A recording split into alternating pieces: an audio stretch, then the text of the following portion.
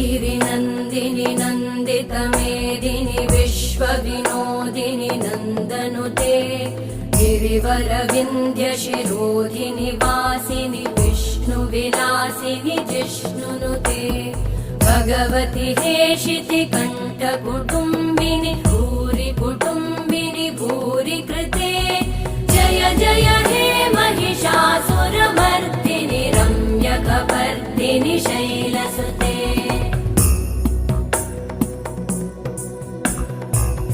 सुरवरवर्षिणि दुर्धरधर्षिणि दुर्मुखमर्षिणि हर्षरते